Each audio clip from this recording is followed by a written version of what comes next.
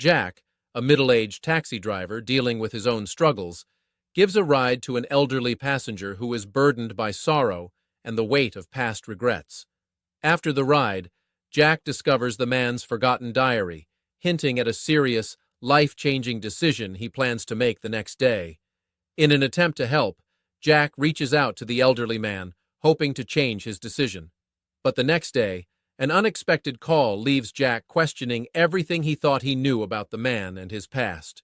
What started as a simple act of kindness unexpectedly changes Jack's life in ways he never could have imagined. Hi everyone, welcome back to Unveiled Narratives. Today I have another heartfelt story to share with you. "Evening, sir," Jack greeted as the passenger settled into the back seat of his taxi.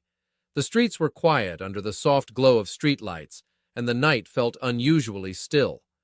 The passenger, a man in his late 60s, looked tired, his face lined with weariness. He didn't respond to Jack's greeting, giving only a slight nod toward the road before sinking into the seat. Jack noticed the silence, sensing a heavy distance in the man's demeanor.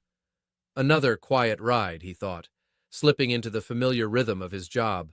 As the taxi moved steadily through the streets, Jack focused on the road, eager to finish his last ride and head home. But then, breaking the silence, he heard a faint sound from the back seat. It wasn't quite a sob, more like someone holding back tears, struggling to keep their emotions in check. Jack glanced at the rearview mirror, his curiosity piqued. The passenger, who had barely acknowledged him earlier, was now clutching a small, worn diary. Tears streamed down his cheeks as he flipped through its pages, each one bringing a brief smile that quickly faded into sorrow and regret. He had thought the passenger was just another quiet face in the back seat, but now he could see the weight of something much heavier. His grip on the steering wheel tightened as he wondered, should I say something? Or would that just make things worse? The elderly passenger hadn't asked for help, but the sadness in the air was impossible to ignore.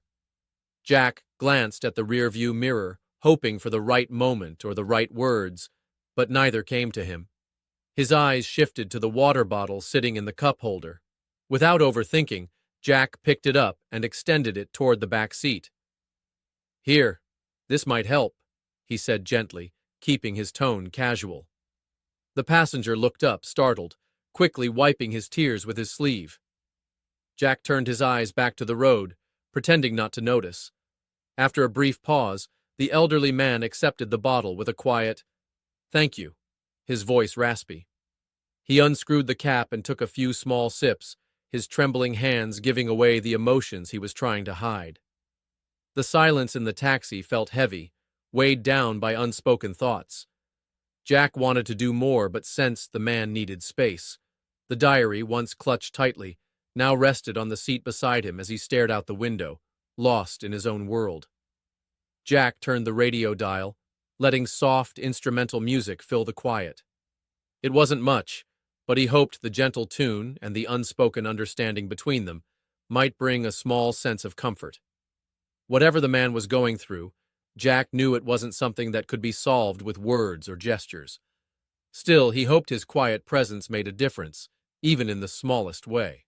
As the taxi neared the destination, Jack slowed down, his hands resting lightly on the steering wheel. He pulled up to the curb and put the car in park, glancing at the elderly passenger through the rearview mirror. The man remained still for a moment, as if gathering himself. Jack hesitated, unsure if he should say something, anything to break the silence. Before he could find the words, the man opened the door and stepped out. Jack started to speak, but the passenger simply shook his head, his body language quiet yet firm, as if to say, "No need." The elder man reached into his wallet and pulled out the fare. For a moment he paused, his fingers brushing over the remaining bills, as if caught in a decision. Then, without a word, he took out everything left in his wallet and handed it to Jack. "Consider it a tip," he said softly, his voice barely audible. Jack stared at the money, stunned. It was far more than a simple tip, more than what he made in weeks. "This is too much," Jack said quickly, turning toward the man. But the passenger was already walking away, his steps slow and heavy. He didn't look back, his gaze fixed straight ahead as though he hadn't heard Jack at all. The weight on his shoulders was visible in the way he moved, like someone carrying a burden too great to share. Jack watched him disappear down the dimly lit street, his mind racing. The tip wasn't just generous, it felt strange, almost unsettling. Why would someone who seemed so lost and burdened give so much without hesitation? It didn't feel like a simple gesture of gratitude. Shaking his head, Jack turned his attention back to the car. His eyes wandered to the empty back seat, and for a fleeting moment, he could still picture the man sitting there, clutching the small, worn diary.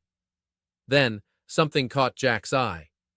There, tucked into the corner of the seat, was the same diary the elder passenger had been holding so tightly during the ride. Jack's chest tightened as he stared at it, realizing what it meant. The man had left it behind. Jack froze, his chest tightening as he stared at the diary. How could the man have left something so important behind? He had clung to it like it held pieces of his soul. Jack's fingers gripped the steering wheel as questions flooded his mind. What could be inside? And why would someone so attached to it just leave it behind? For a moment, he debated. Should I look? It felt intrusive, but the image of the man flipping through its pages, tears streaming down his face, wouldn't leave him. Jack hesitated, then slowly reached for the worn leather cover. Curiosity outweighed his doubts. The first few pages revealed photographs. A family caught in moments of joy, a young boy and girl laughing, a woman with a warm, radiant smile, and the man himself, younger and carefree. Jack's heart ached as he flipped through the images. These were snapshots of happier times, now shrouded in the sorrow he had seen on the man's face. Then came the handwritten entries, raw and deeply emotional. The early pages brimmed with love and nostalgia, recounting precious memories of a life once full of meaning. But as Jack read further, the tone shifted. The joy faded into loneliness. The words grew heavier with pain and regret, each line more haunting than the last. Finally, Jack reached the last page. His eyes landed on a single, hastily scrawled sentence, written in shaky handwriting. The words hit him like a punch to the gut, their meaning sharp and final. Jack's breath caught, and a cold wave of dread swept over him. His hands trembled as he quickly shut the diary, unable to look any further. He didn't hesitate.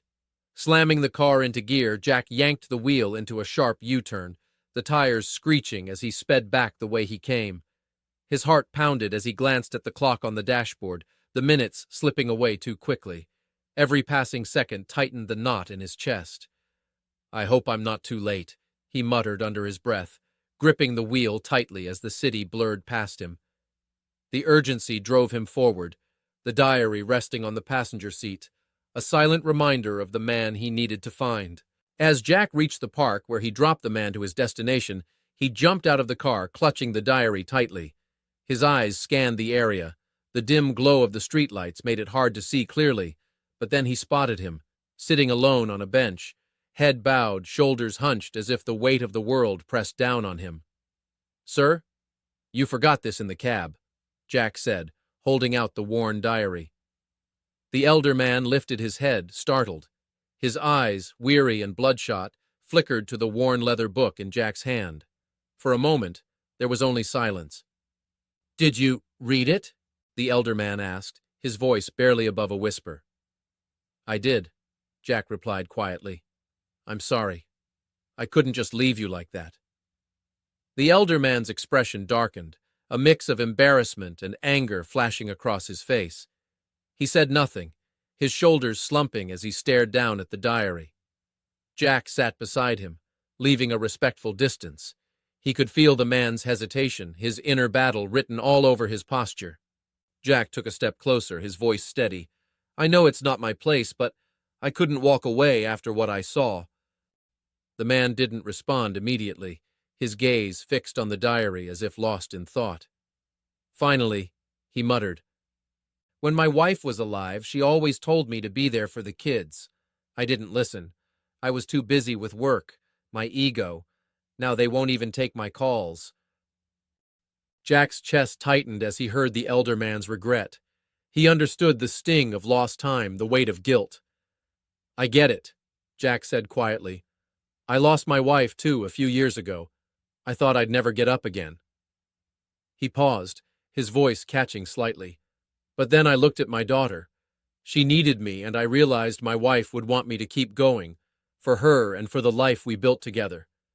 She'd want me to live, not give up." The elder man looked at Jack, his eyes glistening with pain. "I've lost everything," he muttered, shaking his head. "I have no reason to keep going." Jack leaned in, speaking gently but with conviction. "It's not too late. You still have time. Time to reach out, to try again.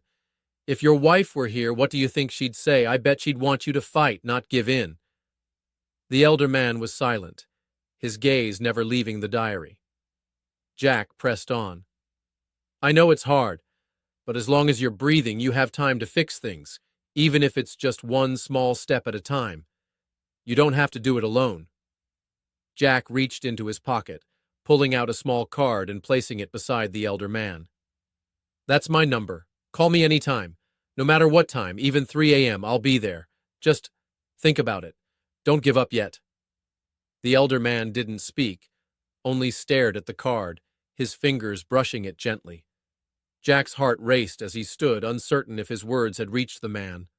"I've said what I can," Jack said softly. "The rest is up to you." He turned to leave, but before walking away, he glanced back. The elder man remained still, the diary in his lap, the card beside him. His posture was rigid, but Jack noticed a slight shift, a small, barely perceptible change that gave him hope. By the time Jack reached home, the weight of the encounter hadn't left him. As he opened the door, his young daughter ran up to him with a bright smile. "You're home, Daddy," she exclaimed, throwing her arms around him. Jack knelt to hug her tightly, his weariness momentarily fading. "I'm home, sweetheart. Did you have a good day?" he asked softly. After tucking her into bed and kissing her goodnight, he returned to the living room where the silence felt heavier. He sat on the edge of his worn-out couch, his phone resting on the coffee table in front of him. The hours ticked by, but Jack didn't sleep. Every time his eyes drifted shut, he'd snap them open, hoping to hear the phone ring. A part of him knew the call might never come, yet he stayed up, ready just in case. It wasn't about obligation, it was about hope. Hope that the man had listened, that his words had planted even the smallest seed of change. Just as the first rays of morning light seeped through the thin curtains, Jack's phone rang, shattering the silence. His heart jumped, a mix of relief and anxiety flooding him. He snatched the phone off the table, answering it without hesitation. "Jack? Is this Jack?" The voice on the other end was unfamiliar but calm, carrying a tone of urgency. "I'm calling about the man you helped last night. He's asked for you to come to the park. We're waiting there. It's important." Jack froze, his relief quickly replaced by unease. "Is he okay?" he asked, his voice edged with concern. The caller paused briefly before responding. "It's better if you come and see for yourself. Please." The line went dead before Jack could ask more, leaving a chill in the air. He quickly grabbed his coat and rushed out the door. The streets were quiet, the world still waking up, but Jack's mind raced with questions. When Jack arrived at the park, he spotted the elderly man sitting on the same bench as the night before. This time, he wasn't alone. Two men stood beside him, their neatly tailored suits and calm demeanor making them look like they'd just stepped out of a meeting. One of the men turned toward Jack with a polite nod. "You're Jack, right?" he asked, his tone measured but friendly. "Yes, I am," Jack replied, his curiosity piqued. "Is everything okay?" The elderly man stood up slowly, his movements steady. When he met Jack's eyes, his face softened and his voice carried a warmth that hadn't been there the night before. "Jack," he said with emotion, "these are my sons. I finally called them. I told them everything." Jack blinked, glancing between the men and the elderly man, unsure of what to expect. Before he could say anything, one of the sons stepped forward, offering a small smile.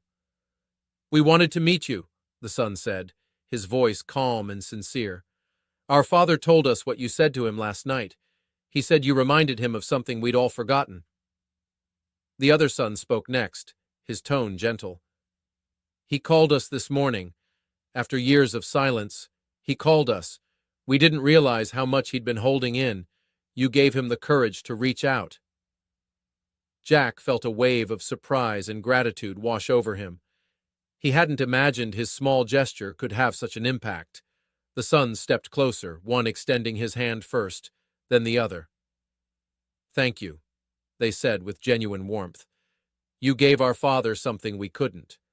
You brought us back together."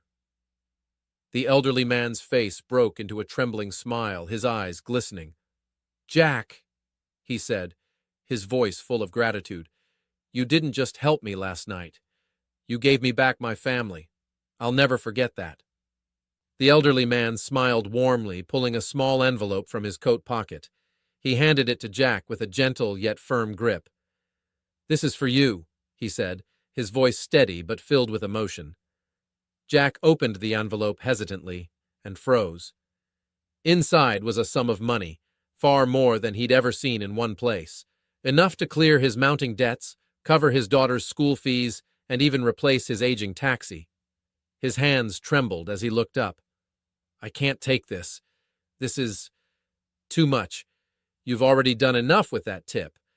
I didn't help you expecting anything in return." The elderly man shook his head, his eyes shining.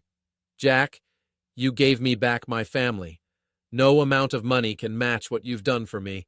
Please don't see this as repayment. See it as my way of ensuring you can live your life without the burdens that weigh you down." Jack hesitated, his heart caught between gratitude and humility. "I don't know if I can accept this. I was just doing what anyone would have done." One of the sons stepped forward, placing a reassuring hand on Jack's shoulder. "Our father insisted, and so do we. This isn't charity. It's gratitude. You gave us back a father we thought we'd lost." The elderly man leaned in, his voice soft but firm. "Please, Jack, let me have this moment. Let me know that I've helped someone as much as they've helped me. You've given me the greatest gift. I have my sons back. And now," he smiled, his voice breaking slightly, "I have 3 sons. You're part of my family, too." Jack's eyes welled up, and he nodded, accepting the envelope with a mix of reluctance and gratitude. As they shared an embrace, Jack felt a profound sense of connection and hope, a moment of kindness that had changed not just his life, but theirs too. In the weeks that followed, the bond between Jack and the elderly man deepened. Jack often joined the family for dinners, where laughter and stories filled the room. The elderly man would proudly introduce Jack to anyone who asked, saying with a smile, "This is Jack, my 3rd son." Together, they celebrated a second chance at life and family, proving that acts of kindness could create connections that last forever. If this story touched your heart, don't forget to like this video and subscribe to our channel for more inspiring tales that remind us of the power of kindness and connection. And if you know someone who would love this story, share it with them. You never know whose day you might brighten. Before you go, make sure to check out the video on your screen now. It's another beautiful story of how a small act of compassion can change lives in the most unexpected ways. Trust me, you won't want to miss it. Thank you for watching, and we'll see you again soon with more stories to uplift your spirit. Take care.